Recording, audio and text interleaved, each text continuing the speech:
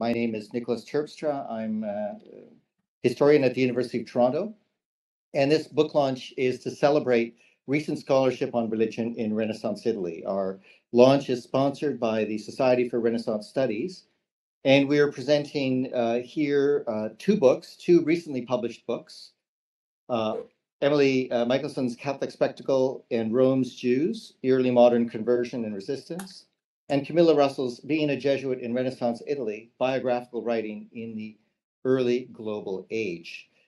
Just to give you an idea, we'll start with two presentations, Barbara Wisch discussing Catholic Spectacle, and then Ines Županov discussing Being a Jesuit, followed by Simon Ditchfield giving some overall comments on both, and then responses from both of the authors, at which point then we'll move into a question and answer period. So we have a rich evening ahead of us, and I'll move directly into it so we can begin with our presentations and the discussion. First, to introduce Barbara Wisch, who will be discussing Catholic Spectacle. Barbara Wisch is professor of history at SUNY Cortland, is a specialist in Roman visual and festive culture. She's written extensively on confraternities, miracle-working images, Rome's sacred topography, Holy Year processions, and anti-Semitism in the Sistine ceiling.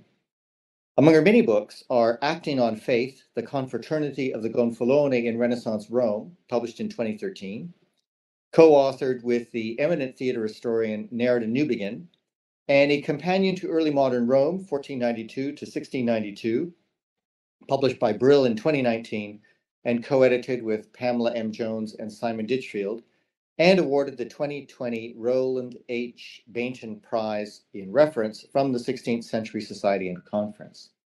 And as I said, Professor Wisch will begin the evening's presentations with a discussion of Emily Michelson's Catholic Spectacle and Rome's Jews, Early Modern Conversion and Resistance. Thank you for the invitation to launch Emily Michelson's newest publication, a major contribution to early modern histories of Rome, the Catholic Church, and the Jews, fields of study that her scholarship has inextricably woven together. Dr. Michelson offers important perspectives on this post-Reformation period. She delineates how a new triumphalist, global Roman Catholicism was mobilized by its missionary zeal to convert the heathen and the heretic across the four known continents, while loudly raising its proselytizing voice in the very heart of the Eternal City by targeting the Jewish community. To provide a context for her work, I will turn to what was once Rome's grand oratory of Santissima Trinità, built ex novo from 1570 to 1571. In my 2020 article titled Promoting Piety, Coercing Conversion, the Roman Archconfraternity of the Santissima Trinità dei Pellegrini e Convalescenti and its oratory, I reconstructed this imposing structure. And I hope you can imagine a facade with rich architectural ornamentation as depicted in these maps. The Trinità Oratory became the definitive setting for mandatory conversionary preaching to the Jews from its inception in late 1576. This is attested by the document you see here, which was first published by the musicologist Noel O'Regan, although he did not explore its implications. Significantly, confraternal approval of the pontiff's request preceded by 9 months the first papal bull issued on September 1st, 1577, that made the practice an official tool of Catholic policy for the first time.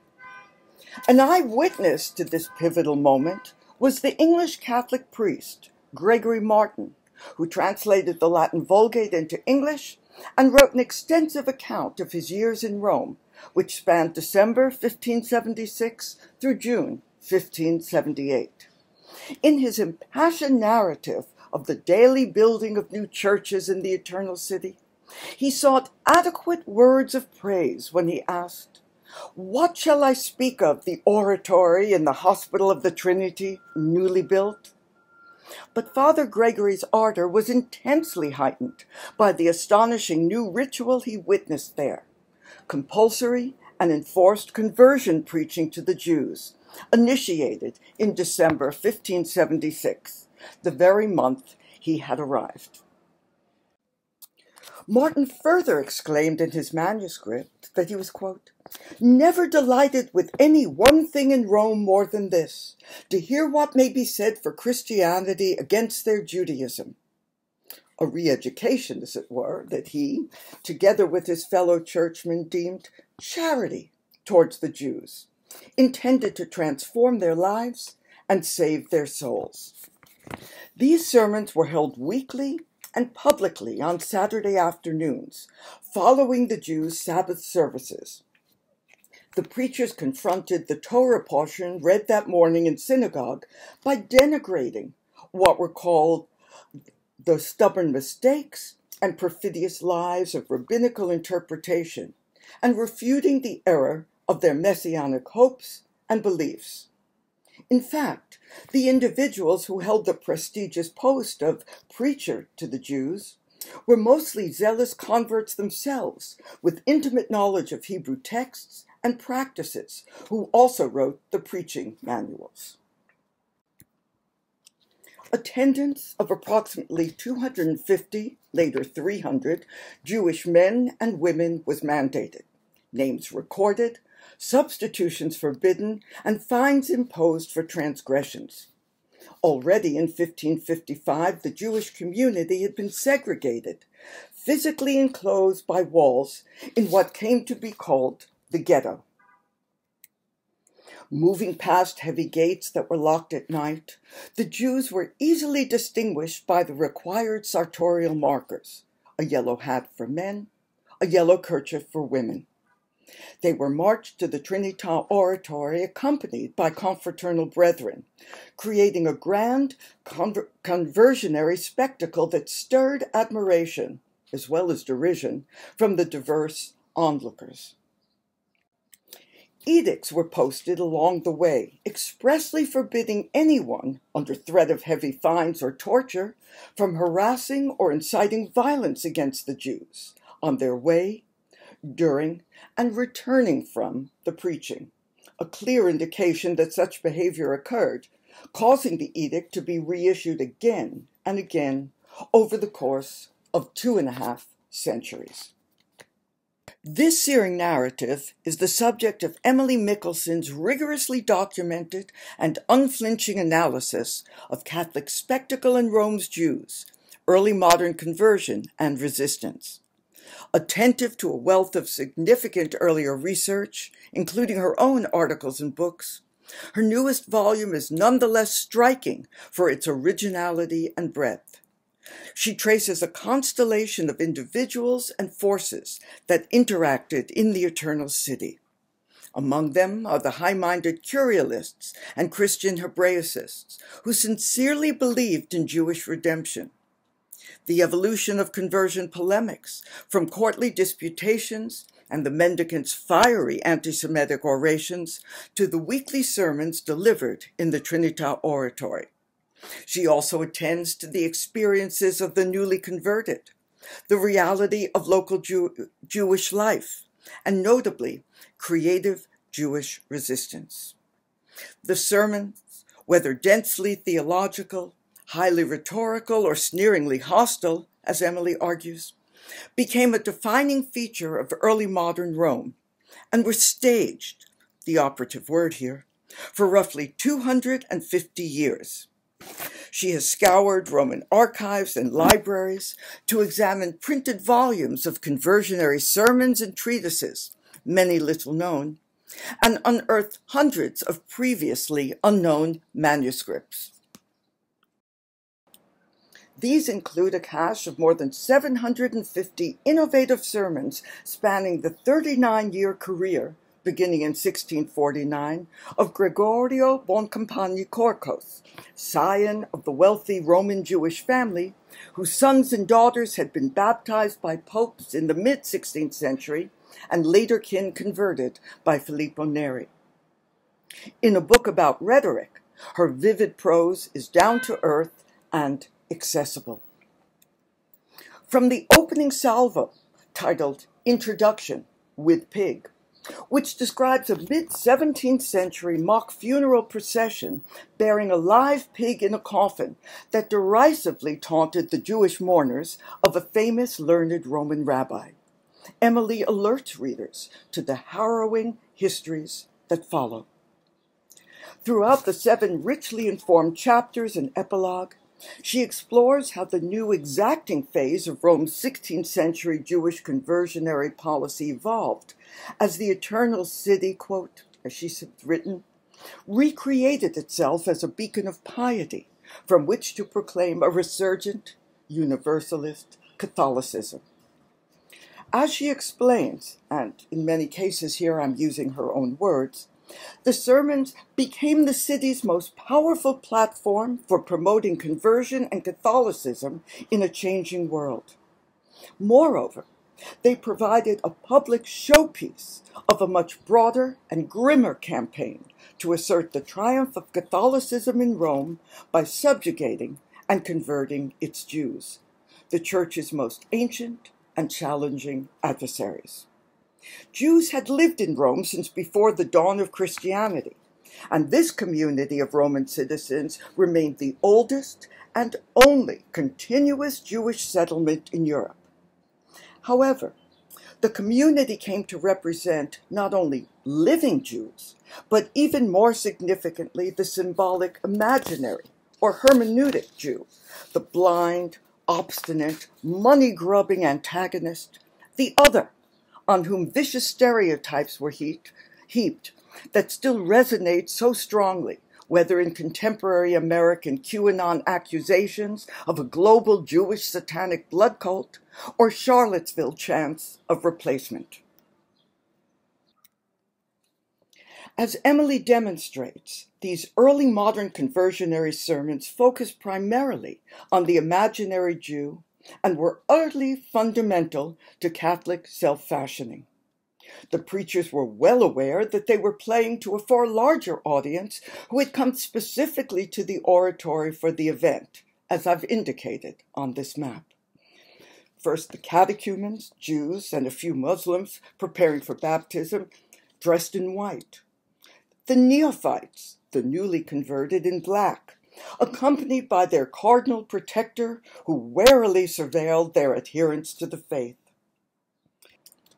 And of course, there were the Trinità Confratelli in their distinctive red sackcloth habit, who earned 50 years of indulgence for attending. Specially appointed police officers wielded batons to prevent disturbances and awaken dozing Jews who reportedly also coughed, hummed, or spit to avoid hearing the sharp indictment of their faith. Romans, high-ranking clerics, Catholic foreigners such as the illustrious Michel de Montaigne, and even Protestant tourists who traditionally cast a cool eye on Catholic practices flocked to the oratory, many recording their impressions of this must-see event. Were these sermons actually successful in encouraging Jewish conversion? Not really.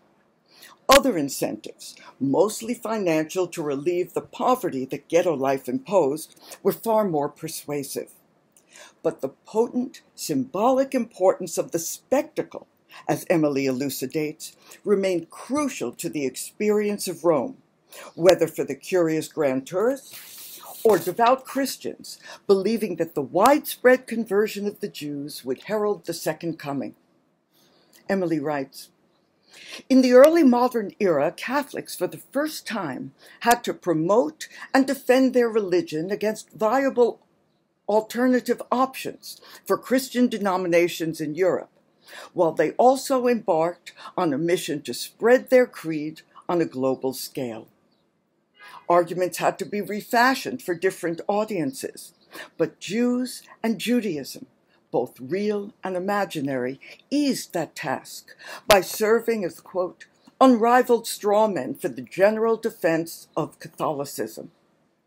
Thus, conversionary preaching as performance, Emily underscores, quote, also insinuated that the church's missionary efforts were benign, relying mostly on persuasion and intellectual argument to achieve conversion, a claim to pacifism that was untrue in Rome and abroad.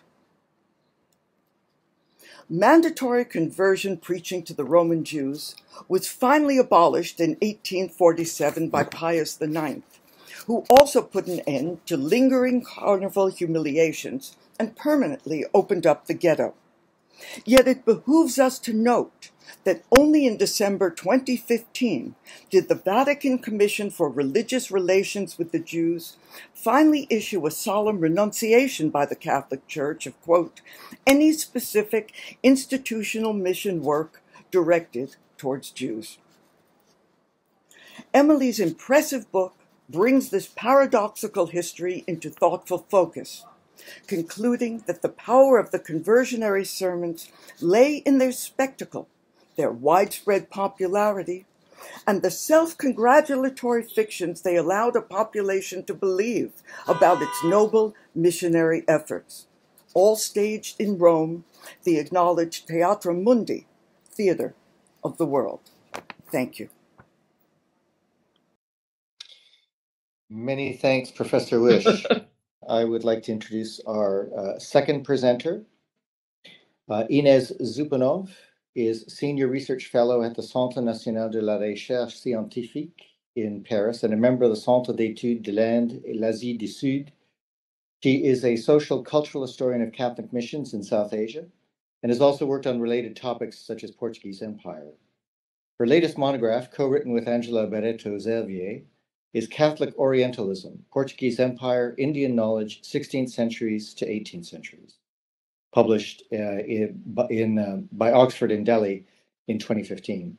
She's co-edited 10 books, of which the most recent are Trade and Finance and Global Missions, Oxford Handbook of the Jesuits, and Rights Controversies in the Early Modern World. She's currently in New Delhi, associated with the Center for Social Sciences and Humanities.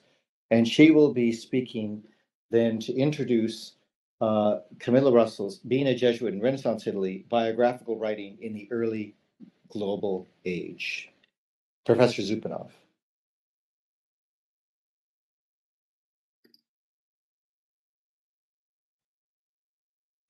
Thank you. I am not actually speaking from New Delhi. I'm in Croatia, just across the Adriatic Sea, closer to Rome, closer to the event, let's say.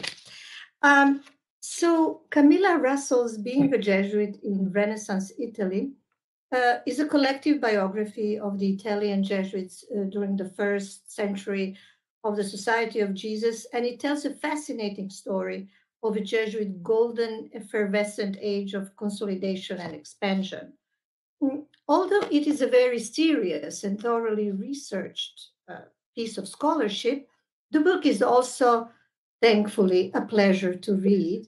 It is free of academic jargon, and the narrative takes us seamlessly to various levels of Jesuit experience, from the most intimate moments of vocation and entry to religious life to dealing with global political issues. The phenomenal growth and geographical expansion of the Jesuits had been facilitated, the author claims, by a genetic code that the early founding fathers and Italian Jesuits assembled by way of both normative and biographical records. So what is this genetic code, and what is its, initially at least, winning formula? Camilla Russell's answer is that it is writing. Now, the Jesuits were constantly solicited to write about themselves and about their spiritual inkling, about other members of the society, and about the world, which was considered to be a Jesuit vineyard. It was the type of writing that was, from the start, biographical, that decisively welded together the Society of Jesus as an integrated and undivided body consisting of thousands of members. To quote Camilla Russell, Jesuit documentary production services this body and kept it united.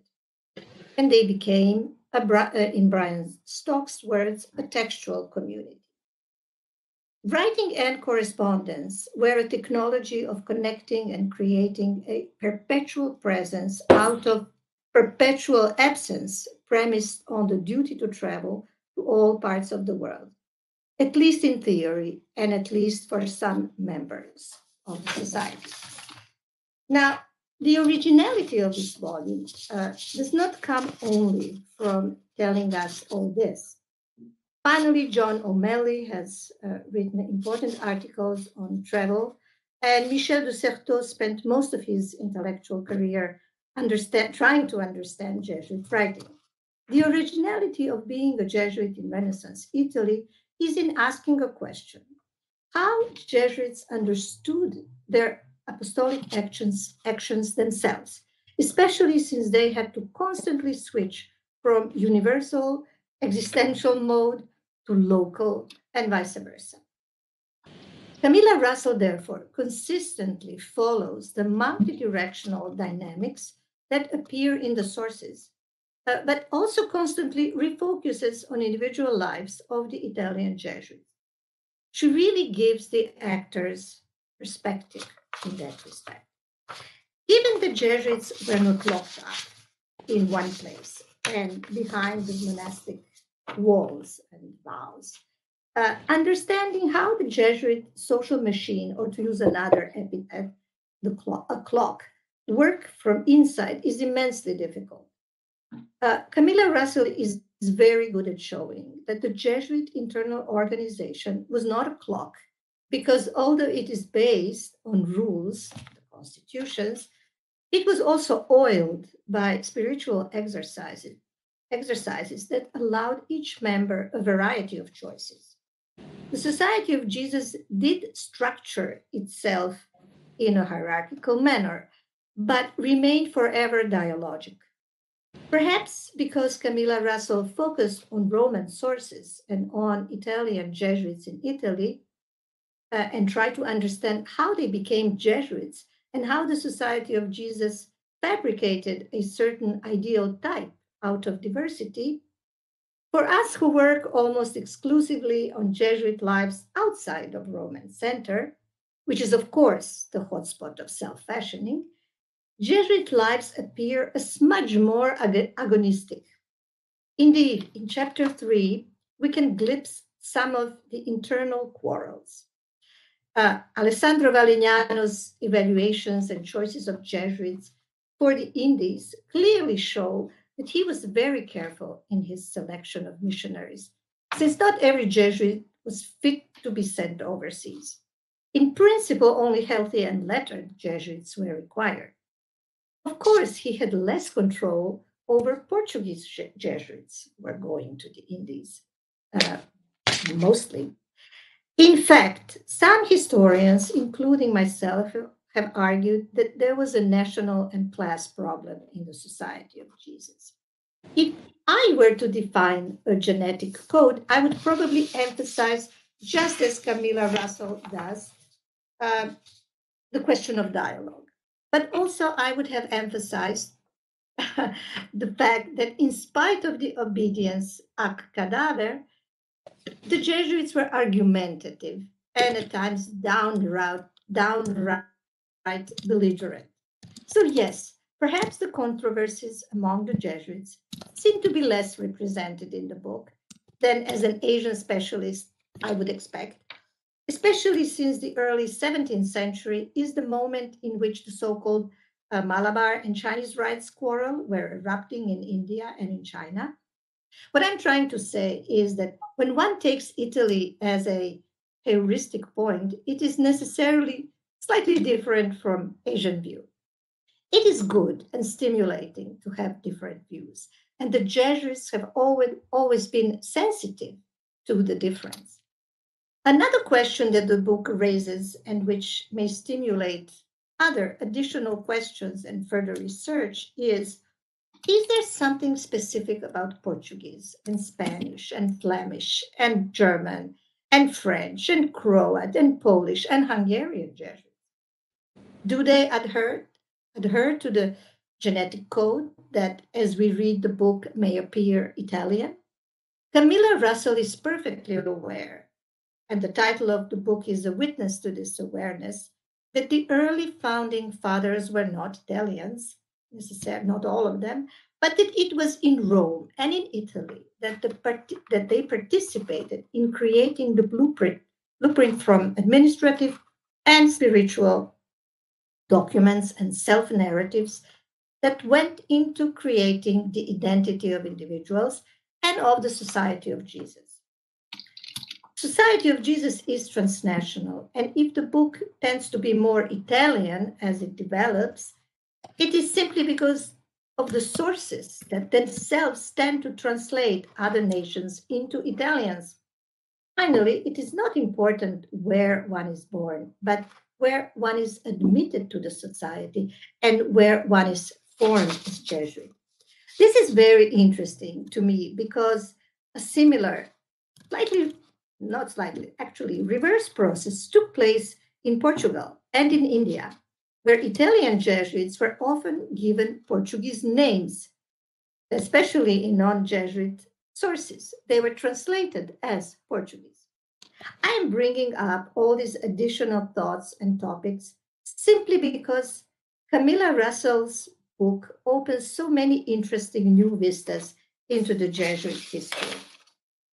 What comes clearly, however, in Camilla Russell's research is that there was unity of will.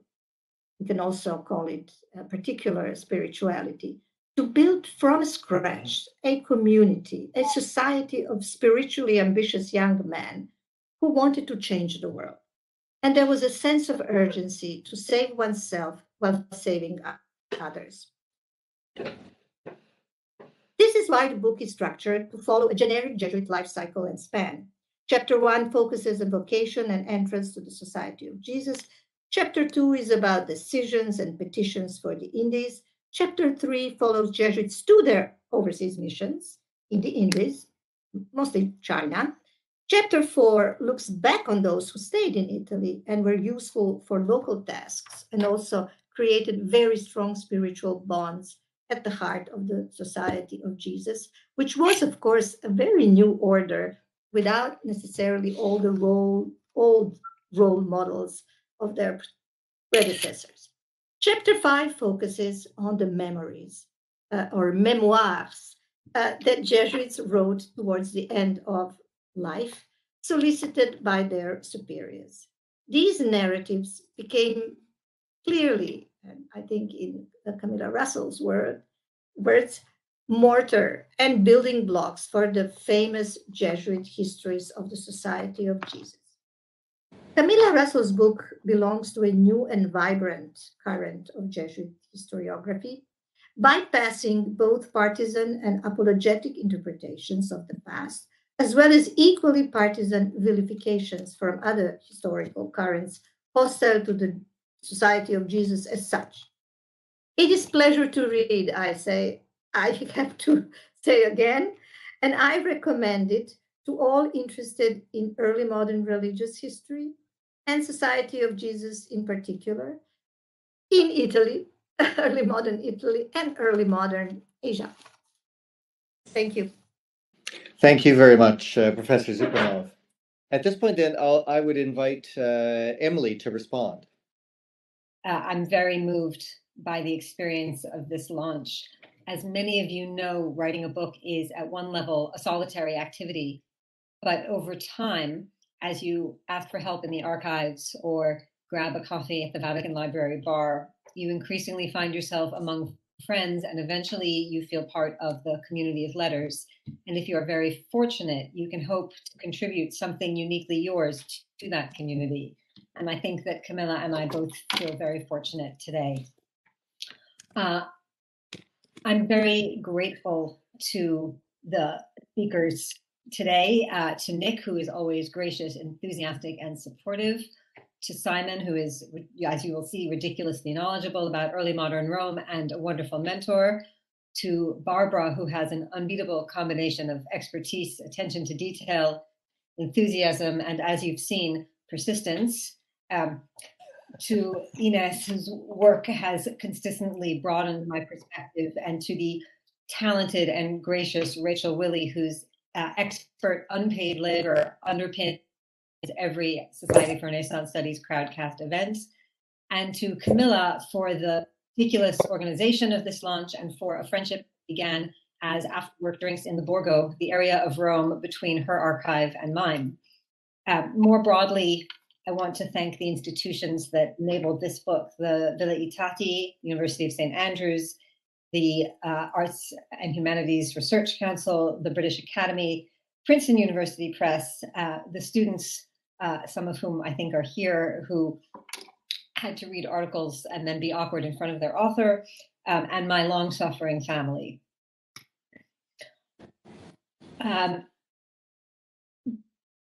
When I started to write this book, it was very much the book that I was never, ever, ever going to write. I told myself that having written one book about sermons, I was never going to write another. And I also told myself that I did not want to write a book about Judaism in any way, as everybody expected me to do, out of some kind of misguided idea that what we write is separate from who we are. But I came to realize that I was well positioned to do it, that I had the right background to write it, and that it felt like a book that only I could write. None, which is not to say that other people have not written things on very similar fields that I have been very, very grateful for. But this was a book that's a little bit weird in its construction in a way that I think reflects my approach to it. Despite my satisfaction with having finished the book, over the course of the 7 years of research that made it possible, there have been many difficult moments, in large part because the history that I was studying is one in which, as I have said many times, nobody wins. The groups involved behaved in violent ways. Many of them suffered horrific cruelty, and none of the groups and none of the individuals got what they wanted. It's fundamentally a sad story. Nonetheless, or perhaps precisely for this reason, I believed from the first that this was a story worth reconstructing in depth, worth contextualizing, and worth telling as compellingly as I could. Both because it contains so many layers of meaning, and more specifically because many of the figures involved themselves considered it to be really important. And as my research developed, it became ever more evident to me that this specific ritual, this performance, contained within it so many of the grand themes of the era: the increasing restrictions of the Counter-Reformation, the Catholic confrontation with the vast multiform world, and the semi-sacred position of the city of Rome itself. And all of these themes, I should add, contain nuances and complications which I and all other interested scholars understand better because of the work of Simon, Nick, Ines, and Camilla. I also felt that these sermons and the spectacle around them really offered new ways of understanding Catholic reform, Jewish life in Rome, the interaction between Jews and Catholics, and the social and intellectual structures of the city itself. I want to pause a moment on this last point about the city of Rome. In the course of my research, I found myself increasingly immersed in 16th and 17th century Rome. And over the course of working in multiple archives, I began to recognize the networks of early modern scholars, professors, printers, priests, missionaries, communities, book collectors, patrons, and sponsors, which animated the early modern city. And I could increasingly see that network function in a real way. And the support and friendship of so many scholars that I have enjoyed suggests that that kind of intellectual network continues, mutatis mutandis, to undergird the city today, although thankfully not in belligerent and coercive ways. And if I have a minute, I want to illustrate this with my favorite research story, which I try to tell as often as I can. I spent one morning of my my research period in Rome at the ACDF, the Archive of the Roman Inquisition, where I was checking up on documents footnoted in Marina Caffiero's 2012 book on Jews and Christians in Rome. And that footnote led me to spend an hour or two on an 18th century case of contested baptism in Pesaro, which included one of my preachers. The contested baptism, the man who had the contested baptism, the convert in question, was called Francesco Maria Ferretti. And over the course of that morning, I became convinced that everything I read about Francesco Maria Ferretti was entirely irrelevant to my book. There was no preaching, it wasn't in Rome, it was 18th century, and I spent the morning reading only out of a vague sense of obligation and a lack of any other direction on that day. So I considered it a wasted day. Or a nearly wasted day.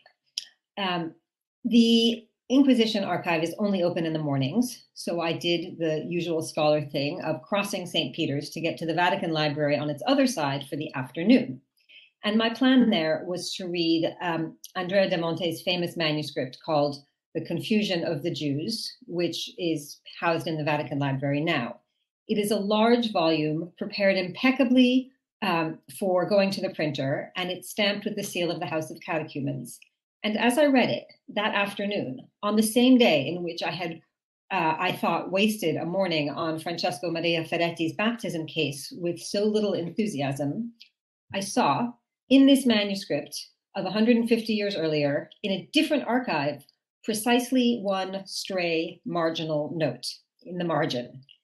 It's on page 122V, and the note says, Francesco Maria Ferretti, neophyte. In that moment, I found myself able to visualize the long passage of history in a new way. I could see the history of the Roman campaign for Jewish conversion, the generations of people who passed through the House of Catechumens and who grappled with its resources, including this manuscript, which was already 150 years old when Ferretti read it. And I felt that I could see the almost invisible threads that tie all of our stories together, and I understood anew the afterlife of objects. And best of all, when I was bursting with the kind of excitement and emotion that is not really appropriate for the Vatican Library, a very silent place, I pulled my friend Irene, one of the great scholars of early modern Rome, out of her seat to whisper the whole thing to her. And in that way, following one scholar and working alongside another, I felt that the intellectual networks of Rome continue to reinforce each other. And indeed, I even found out later that there are two Francesco Maria Ferrettis, and the one in the book was not the one in the trial. And even that only made me happier because it was one more thread making the past visible. And I will only point out that the other Ferretti has an even more interesting story, and you can read it at the start of chapter 5 of my book. I want to talk in conclusion about why I think that my book and Camilla's book pair together well. And it's not simply because we both have a chapter called How Something Works, right? Because I also have a chapter called How Sermons Worked. First of all, our books reveal different faces of the same shared process, the early modern Catholic Church's attempt to convert the world. Camilla's book shows, among other things, the desperate enthusiasm for global mission and the challenges and difficulties men were willing to sustain for its sake. Mine shows the home kernel of that process, the Church's belief that converting the Jews was the linchpin in converting the world, and it argues that that pulpit offered the ideal platform for defining and defending the new global Catholicism of the early modern period. Secondly, both of us are engaged in taking institutional histories or histories that have been told in binary ways and making them real and three-dimensional and complex through a focus on individuals and their stories. And I believe that that is crucially important work to do, and not only because it makes history books more fun to read. Without understanding the individual hopes, plans, and disappointments of past humans, I think, to put it in its very starkest terms, that we risk losing both our grasp on why the past matters and our own humanity. And I'm sure that we can all think of examples of people behaving in inhumane ways every day. For my own book, I hope that it begins new conversations on the question of conversion in Rome and conversionary Rome as a microcosm of global conversion efforts there is still much more to do. We also need fuller histories of the houses of catechumens, of Jewish resistance, not only in Rome, but throughout the Italian peninsula, using both Jewish, inquisitional, and episcopal archives. We need a history of Italy that recognizes all of its minority groups and migrants and their influence on the region. And I know that Camilla would add a whole different list on top of mine, and it would be just as urgent. So for those of you who are planning to follow down some of those paths and the others that draw you as these topics drew ours, I wish you all the good fortune that I had with this book and just as many wonderful colleagues. Thanks very much, Emily. Take it away, Camilla. Thank you, Nick. Thank you. Hello, everybody. Let me try and share a couple of further reflections on my own work. So thanks so much to everybody for being here, and to our chair, Nick, and the respondent, Simon, who will be speaking after. Thanks to all of you participants here. We really look forward to your comments. So hopefully we might be able to take a little bit of time, a little bit of extra time maybe at the end, given that we started late. We're grateful also to our publishers and our employers who have supported these projects in so many ways. And a special thanks also to our host, the Society for Renaissance Studies, who also helped us, Emily and I, to put this launch together. And I thank Rachel Willing in particular for her help with that. I'll now offer a few remarks. I've learnt from the Jesuits to organise my presentations, and they advised 3 brief points. So here they are. What is the book about for me? First point, it started from geographical curiosity as a scholar of the Italian Renaissance and early modern periods. Like many in that period, I wanted to travel. I chose the Jesuits and followed them through their documents to the farthest reaches of their known world. But the journey didn't end there. It came full circle to become also an exploration of the interior and personal worlds of these boys and men who decided to join the Society of Jesus. In these documents, I saw restless individuals in search of meaning. I heard unique voices that also sought community, adventure, salvation. I read many formulaic tropes, of course, and the book emerged, however, as a means to explore, as much as the documents permitted, the relationship between the individual situated next to his peers and their collective institutional lives.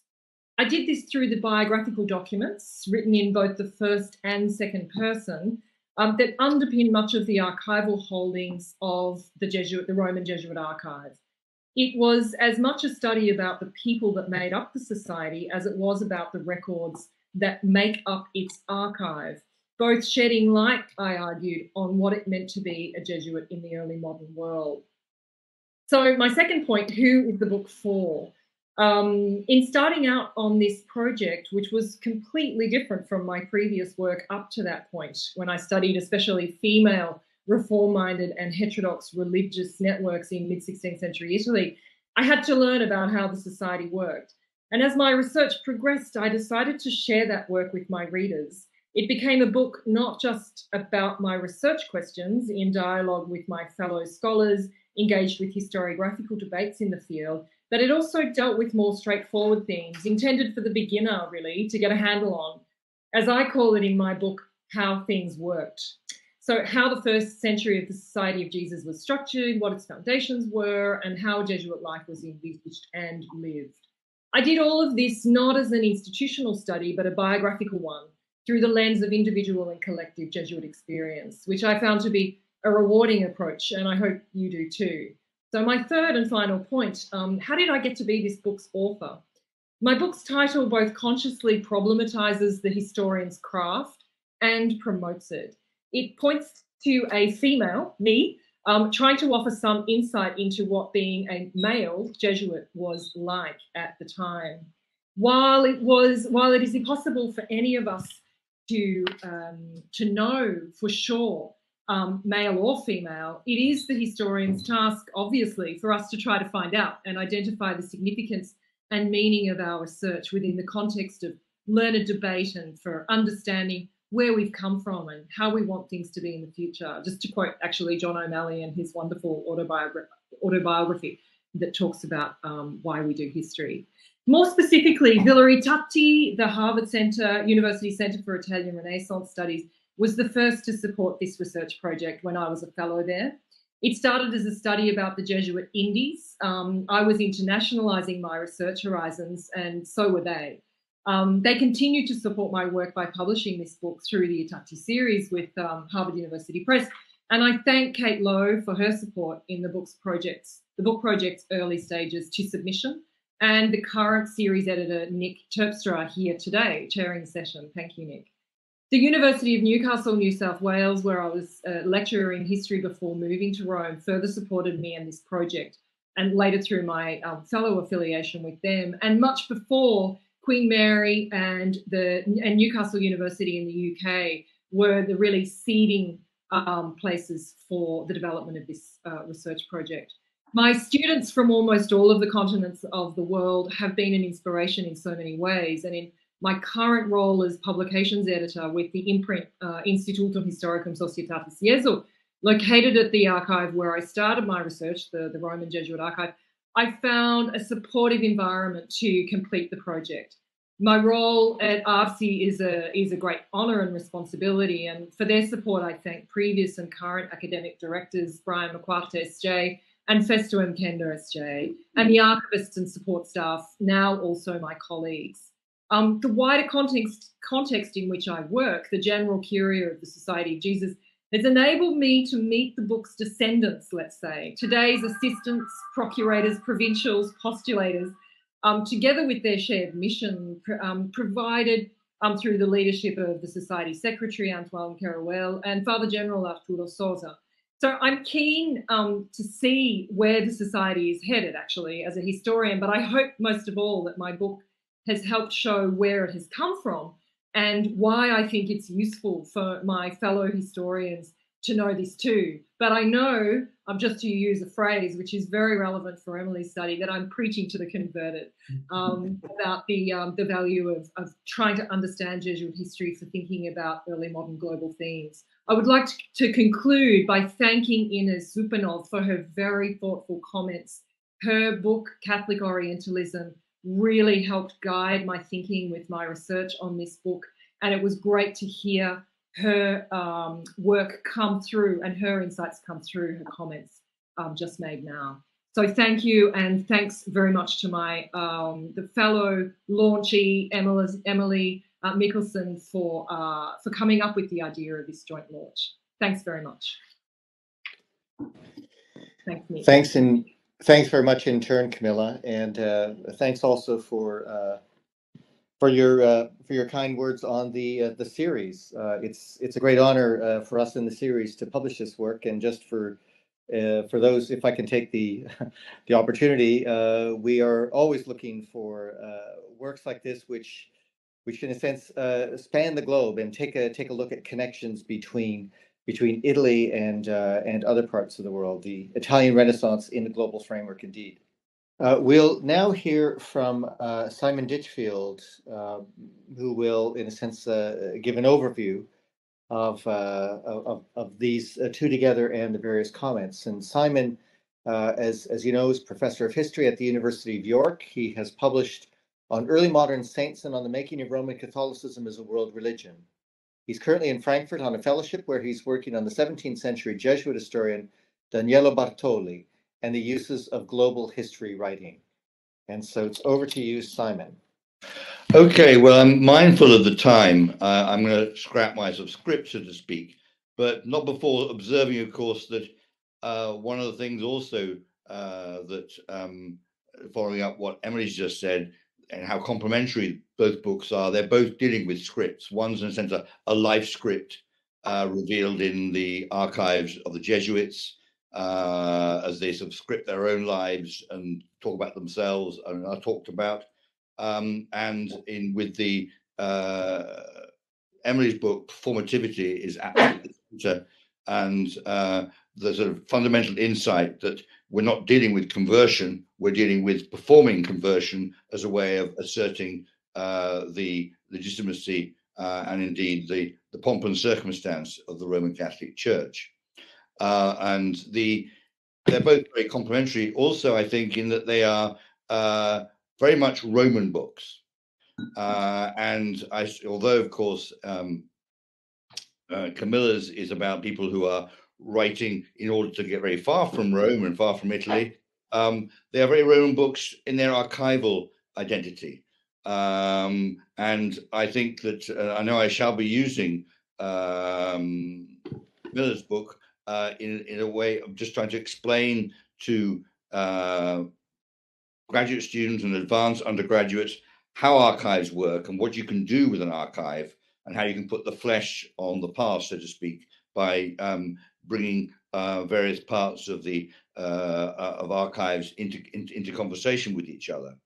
In a very different way, one thing that really struck me about Emily's book is the way she brought so many archives in Rome into conversation with each other. It's an astonishing achievement, and I always remember attending a talk that you gave, Emily, at the British School of Rome. Must have been when you were quite near the beginning of your research, and it was a thing called, you called it walking through Rome.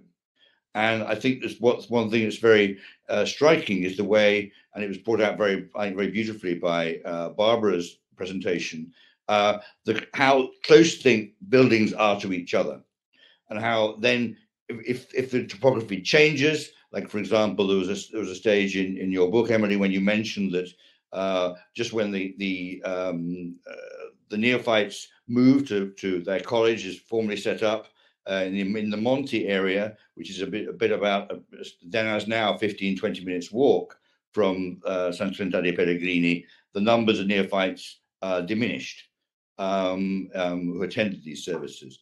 But otherwise, right at the beginning, as Barbara has shown, the sermons and the whole ritual was very, very close to the ghetto, and everything was happening in very close proximity to each other. But I think that many years ago, I wrote an article called "Reading Rome as a Cultural Icon," and I had no clue really at the time how it could be read, and really the vision that's been brought by both scholars to how they've read Rome, and how you can then move out from Rome to consider the broader picture.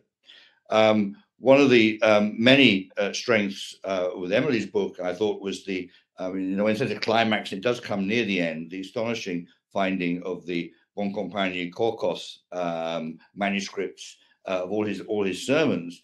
And I was very struck as an historian of early modern sanctity, the way in which he got very excited about the recently canonized figures such as Francis Xavier and Rose of Lima. And in fact, one of his points was, by including their examples in his sermons, the miracles that they are performing outside Europe were, as far as he's concerned, the categorical evidence that Christianity was the legitimate religion and Judaism had been surpassed.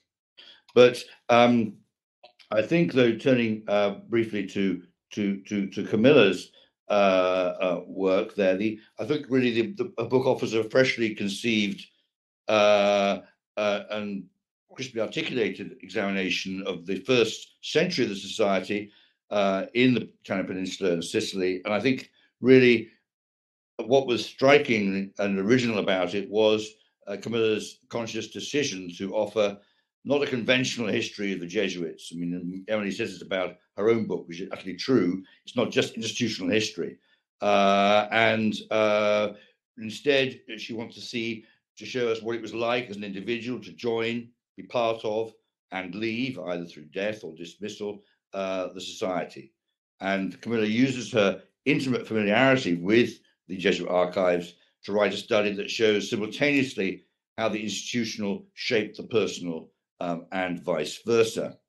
And I think the central insight which drives her analysis and interpretation is the shaping force of Loyola's founding vision, as expressed in a trio of remarkable texts: the spiritual exercises, the general examen, and then, of course, the constitutions. In this sense, you might say the society was a textual community where identity is negotiated and renegotiated, but it was at the same time also an imagined community whose members understood such texts through the lens of quotidian experience.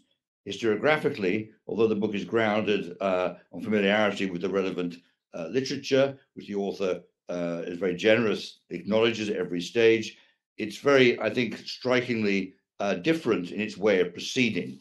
And the end result is a study that will not only change, I think, the way we understand the Society of Jesus in the first 100 years of its foundation, but also to challenge us to reconsider the role played, I think, by the regular clergy in general in the making of not only early modern Catholicism. By the complement to this, really, I think that Emily's work is Roman in very different ways, and also gets us to think more generally about the construction of the global, or the refashioning of Rome, begun basically by Gregorio Boncompagni's namesake, Gregory the 13th, when he relaunches Rome as the capital of the first world religion. And Barbara referred to the classic work by Gregory Martin, the English priest and the translator of what came to be known as the Douay Rheims Bible, whose book Roma Sancta it wasn't actually published till 1960s, although there was a extract, Treatise of Christian Pilgrimage, does come out sooner. But for him, Rome was really important for as a place you could jump off, as a sort of almost a portal by which you could sort of enter into Christian history and understand the legitimacy of and the global relevance of Roman Catholicism. And I think in very different ways, these very Roman books, archivally brilliant, and also, which is very rare these days, both exceptionally well written. They are a pleasure to read, and I think, as a compliment, they are two of the most important books I've read in quite a long time on Roman Catholicism in the early modern period. So my congratulations to both authors. Thanks very much, Simon. We have time for a number of questions, and I would encourage people to put their questions in the chat, and then I will be able to bring up questions to the various authors. At a certain point, I may have to leave the discussion, but then Simon will take over it as chair. So the discussion can go on for quite a while yet. We have quite a bit of time here. And so, like I say, I would encourage people, if they have any comments, questions for either one of the authors or for both of them, to simply put them in the chat right now. I think what Simon was saying was an adaptation of maybe the idea that of seeing the world in a grain of sand, and seeing the world through Rome, and in a sense the world of a new Catholicism through that particular city, but then also that Catholicism in its relations with both its immediate the people within Rome itself, but then also Rome is the center of this extraordinary what becomes a global religion. So the local and the global become very much kind of refracted with each other in the experience here, and I think this comes out in both of the books very clearly. I'm wondering, Camilla, one of the questions that sometimes gets asked is about the book you didn't write, which is a frustrating question to get, but maybe we'll launch on that one anyway. And I simply mean it in this way: you're looking at Jesuits, being a Jesuit in Renaissance Italy. In the reading you've had, and certainly in the reading in the global context, what would you see as being the main comparisons that makes being a Jesuit in Renaissance Italy different from being a Jesuit in Renaissance Portugal or Spain?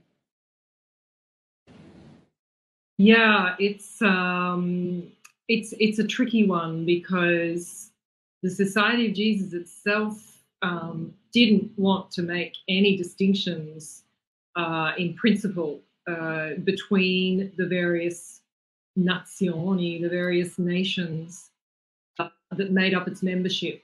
And yet, at the same time, it was also organised according to, or at least it was administered according to its different provinces and assistancies. So built into its structure are both its universalistic and also regional, universalistic claims and its regional realities. So I think that is then represented in the way the membership forms. And sometimes it's possible to read these documents as being relevant to the worldwide society, and they might have been written by anyone from any particular province. And then on other occasions, there's something very specific about what's being written by that particular individual.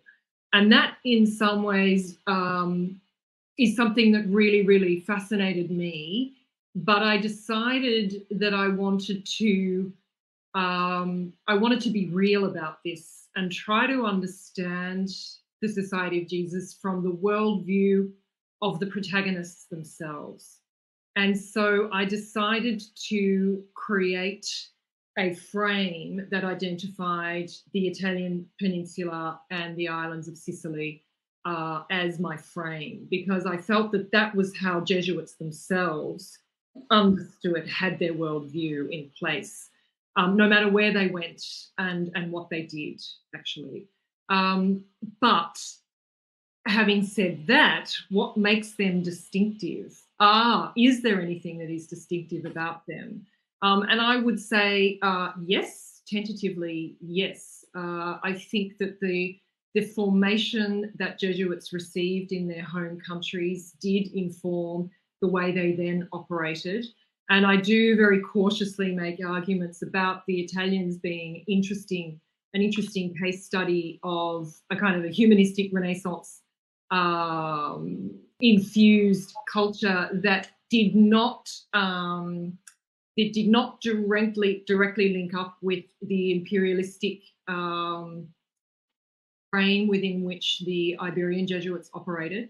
And so I very cautiously posit that both in this book and in an article that I've written about the selection of missionaries, thinking in my own research that the Italians emerge as a distinct group and that they are identified as such within these universalistic claims.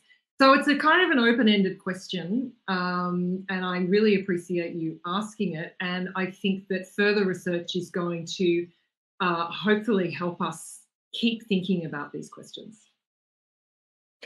Well, I think exactly. I'm glad you referred to the other article you'd written as well, because I certainly in Asia, the Italian Jesuits do often distinguish themselves from the Iberian ones on precisely this ground, and try to make headway in their relations with various groups there, as by essentially being the non-Iberians, the Iberians being associated with imperial depredations of a completely different kind. That's right. It's a really interesting theme, and I think it's open to debate, though. I think depending on what sources you study, the answers that we come up with can be slightly different. But I certainly saw a close link between the Italian Jesuits and the policy of accommodation in the Asian missions. Right. I'm still waiting to see if anybody has any questions, and would encourage people to post them just in the chat, and we can move them into the discussion. Maybe at this point, Emily, I could ask you then, with Catholic spectacle and Roman Jews, early modern conversion and resistance. When we were in Dublin, we talked about other forms, other conversions, and the question of minorities. And particularly at that point, you were talking about some of the Protestants who come down to Rome and their view of Catholic spectacle.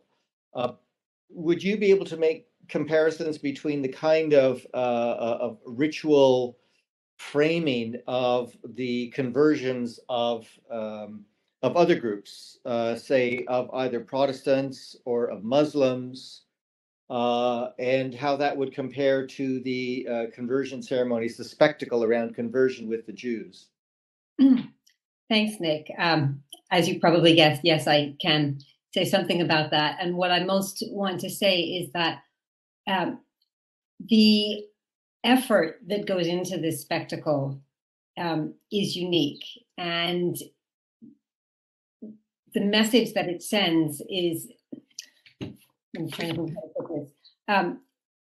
The way the approach to converting Jews is organized is profoundly different from the concerted effort to convert Protestants in Rome, particularly in the 17th century, and also to convert Muslims in Rome, about which I won't say too much because I know that Serena Dinetti is somewhere in the audience and she is the expert on that. But there's such profoundly different approaches that it reveals what the actual goals in each case are. So, as I like to say, if you want to convince someone to do something, by and large, you want to convince them with honey, not vinegar, with the carrot, not the stick. And I remember that was a phrase that John O'Malley used with me the one time we met in person many, many years ago. Really want to convince them, you use the carrot and the honey. And the Protestants get carrot and honey. They get treated very nicely, and they get kind of gentled into a Catholic community, and they're supported along the way.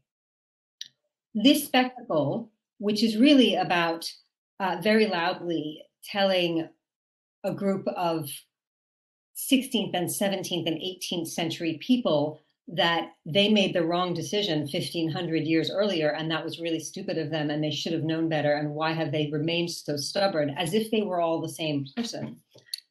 That's an approach that sends a lot of messages, but it doesn't actually persuade people to convert. And one of the points of my book is that sermons provided a veneer of persuasion, but actual persuasion happens in other ways. And then, sorry, I lost my thread for a moment. But you do see three separate patterns of conversion, and each of them sends a different message about how the Catholic institutions in Rome rank these different religions, what they think will work with each of them, and most important, what they want to get out of the act of trying to convert them, if that makes sense. Mm-hmm, mm-hmm. It does, actually. Yes, absolutely. Thanks very much. Ruth Kahan has a question. In the later period, the late 1700s and early 1800s, did the conversionary sermons remain a tourist spectacle, and did they change materially? Thanks for that. Hi, Ruth, my sister.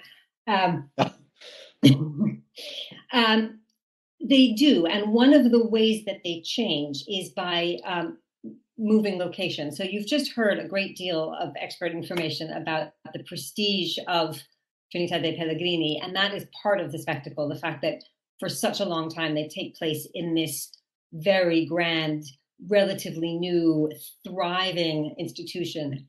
And as it becomes clear that perhaps over the late 17th, early 18th century, that perhaps the spectacle is wearing a little bit thin, and it's not really having, it's hard to say, it becomes harder to make the claim that you're converting the Jews when you're still doing the same things 150 years later. The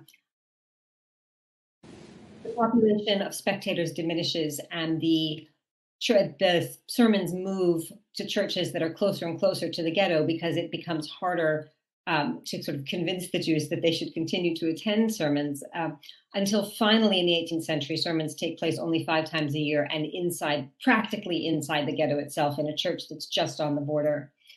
And I'm just looking at your question. So they become less frequent, and they become less public. And that's kind of a sign that the grand spectacle is over. We can no longer make the claim that this is working. but we don't want to admit it, so we're not going to drop them entirely. And that is why, in fact, it continues until the middle of the 19th century, which is one of the ways that Catholic papal Italy and Rome increasingly looks out of step with the rest of a post-Enlightenment Europe. Mm-hmm.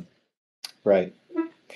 Thanks very much. Eva Fromovich has a question. I would love to hear more about the theoretical framing of resistance, because it's a term I've come across in post-colonial and gender studies contexts. Is there a methodological dialogue here? There's not a huge methodological dialogue. I did look at different forms of resistance. So passive resistance, I looked at a little bit at James Scott's Weapons of the Weak to talk about the kind of resistance that you do when you can't actually kind of take a stand. But it was very important to me to make sure that resistance was in the title and to look at a kind of, and it was important to me to highlight that I identified a thread of ongoing resistance to sermons.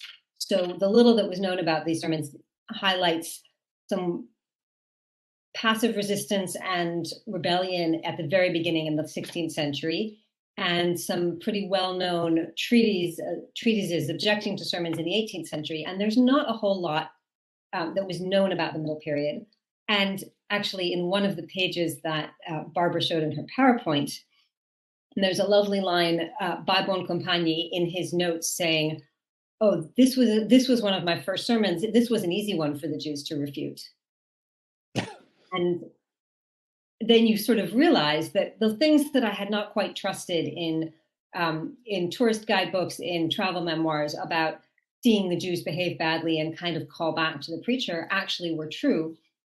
And I found many other indications that that happened on a fairly regular basis. And so I was able to build up a history of undocumented resistance that started small, but became a foundation for much larger acts in the 18th century when that was more necessary.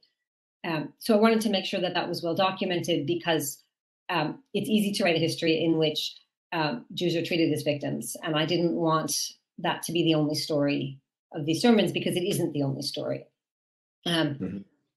So yeah, that's the answer. Okay, thanks very much.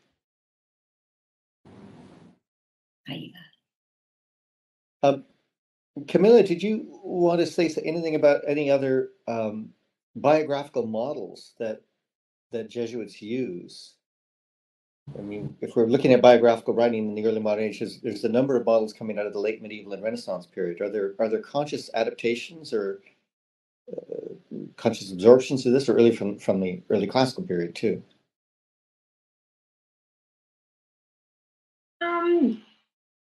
Yes, I am thinking that the Renaissance frame within which they're writing means that the sort of the self-writing genre is absolutely not alien or considered in any way to be novel. Anything that is novel tends to not be particularly welcome or well viewed in this particularly tricky time in the religious environment of the mid-16th century. So the Jesuits tend to want to be on very safe ground in terms of the traditions on which they draw. By the same token, what we see is something that historians have commented on, and I think is borne out in the documents that I look at. That is that this is, no matter how much they don't want to appear novel, they actually are. And they are innovators in a lot of ways, and they also divert from sort of standard procedures that exist in the processes of other religious orders quite a lot. And in one of the ways in which they did that was also in their in this extremely high volume of documentary production, and especially in first-person documentary production. So that fits very much in the frame of the bureaucratization that we can observe across this period of the mid-16th century. States are getting on board, other religious orders not so quickly because they have pasts that they're carrying behind them. Society of Jesus, which is born into this this world of creating documentation in order to organize itself, embraces it fully and wholeheartedly. And so I think that there's no parallel, really. There's no comparison to what the Jesuits produce in terms of the kinds of documentation that I have presented in my volume, and that's why I think we need to take note of it. But your question about where the roots are for this, I think are definitely discernibly in the sort of Renaissance tradition of rhetoric, and also the kinds of training that Jesuits have in that tradition, and also in the medieval scholastic tradition. It's a kind of a dual tradition that forms them. And the kinds of documents that they produce well and truly can be seen as part of that. But as I say, I think something switches here into something very new, despite their claims to not want to appear in that way. And I identify that as not just a bureaucratizing process, but also one connected to what Simon mentioned as a kind of an Ignatian frame for thinking about individual vocation and individual discovery of one's potential path, and then the sharing of that as being distinctly Jesuit and highly individualized. And the documents, I think, testify to the importance of placed on the individual, and in some ways matching up the individual for the job in ways that connect vocation and then an appointment system around the idea of vocation and discernment that's itself grounded in the spiritual exercises of Ignatius of Loyola, that I think takes these documents into a kind of a new epochal space that I think is worth noting, and that's what I try to identify in my book. Great, thanks very much, Camilla. We have time for more questions if people have extra time. There are a few questions in the chat. I myself have to pass over. I'll pass over the chairing to Simon at this point, but I'll just say the one question here, which is for both of the presenters. And so before I read off the question, I'll thank you for allowing me to chair this. I think it's been very fascinating. I'm glad to have been part of this conversation. I wish the group well as you carry on. The question here is from Tasman Prido.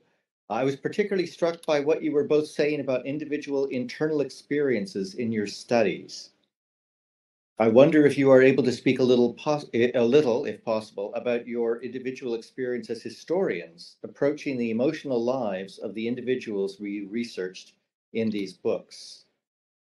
Excellent question, and enjoy the discussion. Thank you so much, Nick. Great. Thanks, Nick. Okay, would you like? Who'd like to go first to address that question? I don't mind jumping in, Emily. It's such a wonderful question, and I think I can feel it being inspired also by Emily's I think, really exciting way of bringing her own story into the story of how you go about writing history. And I think that that's so important, to be aware of our own involvement in these stories. I personally would say that I was quite surprised by how much, as I was reading these documents, I felt a connection with some of the things that were being written by the authors of these documents. And I can't help crediting that sense of connection with why, Ines said, Ines Županov previously said, this is kind of a pleasure to read. I have a feeling the credit goes to the Jesuit authors of these documents themselves, because I really felt, I'm not simplifying what the historian needs to do in terms of interpretation, but these sources in some ways were a real pleasure to just share with the reader in terms of what they wrote. So I was very aware of quoting as much of the materials as possible, because they tell us directly quite a lot of things about the authors, but also about the frames within which they were working. So I'm not arguing for just looking at these at face value at all.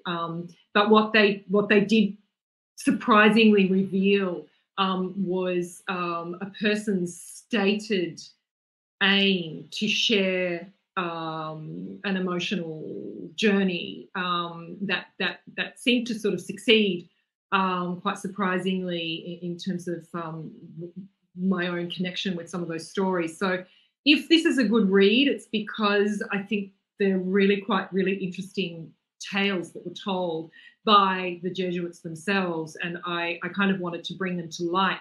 Now, in terms of the historiographical significance of that, I think what Emily mentioned was that we're giving value to individual stories, and I think that's a historiographical moment.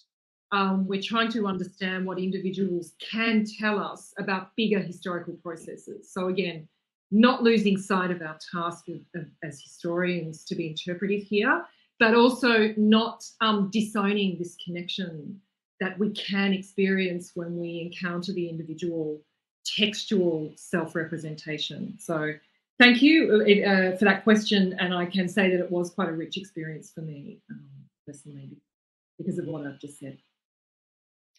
I'll add that I went into this project knowing that it was going to have quite a lot of difficult individual experiences in the sources. And so I sort of steeled myself to not be shocked by them and try not to be horrified. And one of the things that actually helped was having written a book on Italian preachers, in which I was very sympathetic to them in my previous book. And I felt like I was able to see where they were coming from without necessarily justifying to myself the decisions that they made. But it meant that I could sort of see them as doing what they thought was best, even as their behavior was cruel and oppressive. And by and large, that balance sort of worked. And I was able to keep a distance most of the time from the most emotional moments and stories that I found.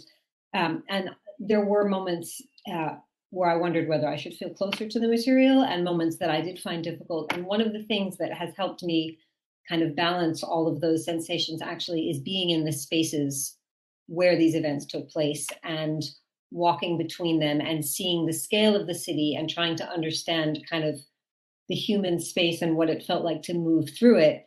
And that was, I think, the thing that kind of helped me understand them as much as possible from the inside. And that's remained a very strong interest of mine since then. Thanks, Emily. I've got a question here from Eva Fromovich. Has anyone suggested that Panantrotti's pig song is a parodic Judeo-Roman aka Judeo-Romanesco, especially the transliteration of the Hebrew letter ayin seems a giveaway? I've answered that in the comments, but yes, there's another scholar who also found this story. Her name is Martina Mampieri, and she's much more of a linguist, and she has written on precisely this and has a super useful article on it that I am happy to share with you, Eva, and anyone else who's interested. It's absolutely Judaico-Romanesco, and one of the things that's interesting about it is that it's preserved in really exquisite detail, precisely, I think, for its linguistic interest to Catholic scholars of Hebrew, as well as for its content. I'm not very good at this thing. Are there any more comments? Anyone like to type in any comments? Whoops. There are some questions farther up. Further up. Okay, is that the one there? Did the Romans believe they converted the Jews? Have we looked at that yet? No, we haven't. No, I just. In other words, did the Jews pretend to have converted but secretly continue their Jewish practice? So that's what we know happened in Spain, and that's quite a famous situation for Spain, but that's very different from what happens in Rome. Rome has the oldest continuous Jewish community in Europe that precedes Christianity and continues unbroken, and you did not have a population of secretly practicing Jews who were forced to convert. And that happened actually because of Spain. The Roman officials look at what happened in Spain with forced conversion and say, oh, that really didn't work. We don't want to do that here. Let's try to convert them by persuasion instead. And that's part of how these sermons came to be. What you do get is rebellion against being conscripted into attending these sermons. And that rebellion is sometimes stronger and sometimes weaker, but it's always there. And then they go back, after the sermon is over, they go back to being Jews. They're not converted. When people do convert, by and large, and I'm increasingly convinced of this, it's particularly in the early modern period, it's very rarely just for theological reasons. It's out of necessity or out of convenience or out of survival or out of a cultural or social or economic motives. I've recently heard it suggested that rather than talking about religious identity, we should think about religious memberships and all the sort of memberships in which that you participate in rather than having one fixed identity, and that can fluctuate, which is an interesting way to think about it. But when people do convert from Judaism to Catholicism, it's not because of the sermons. It's because they have usually practical or romantic or economic reasons to do so.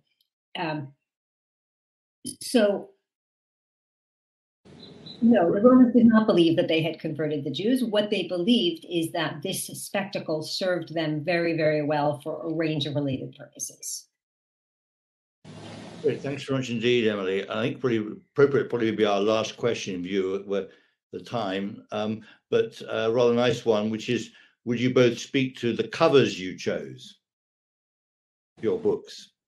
Very handsome in their different ways. Yeah, thank you. I might just step in to give Emily a break from her wonderful Please go ahead. Questions. Okay, here. Yeah, here's mine. So yeah, this is a 17th century print. It's actually up in the Roman Jesuit archive as people enter, and it's just one of the nice collective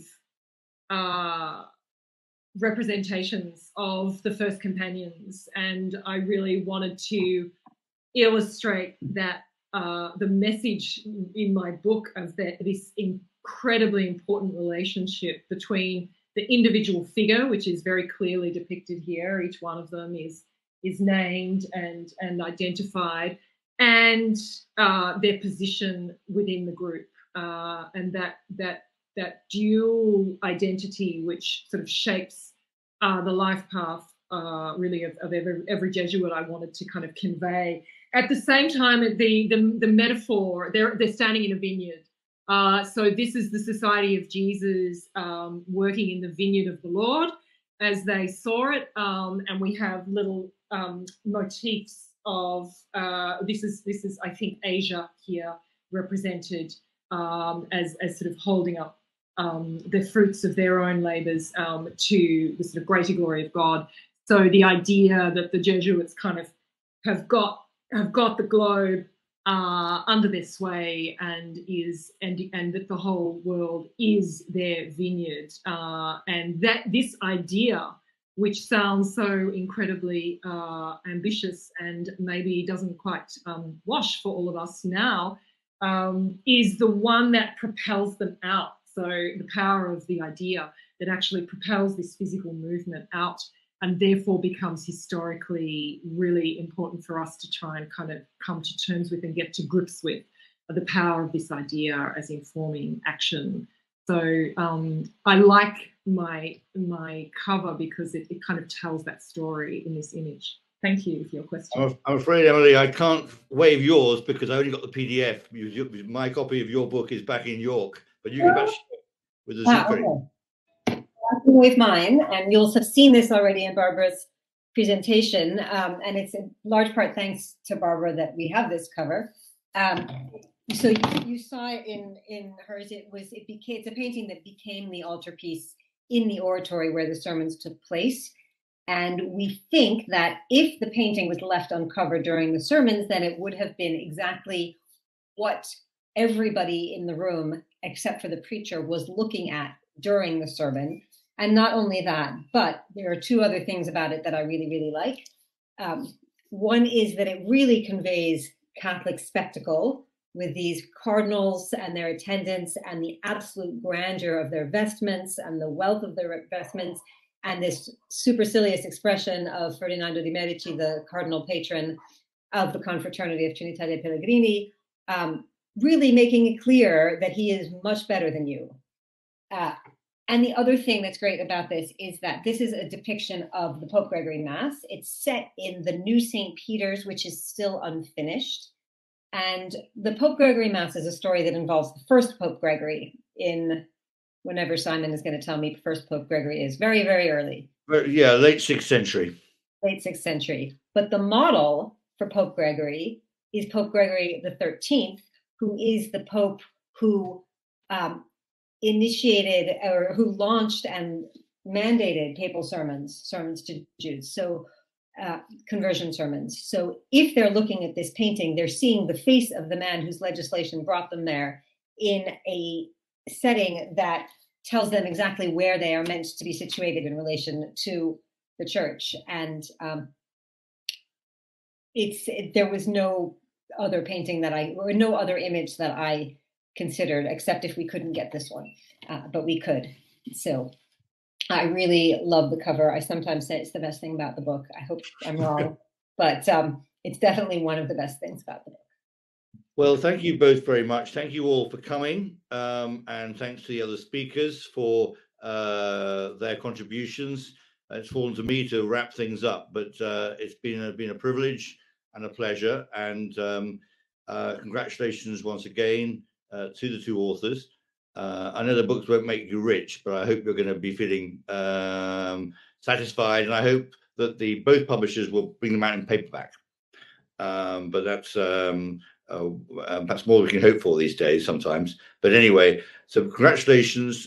Thank you to Ines and Barbara, and Nick, who's now just disappeared, and also, of course, the behind the scenes Rachel, and you all for coming. Congratulations.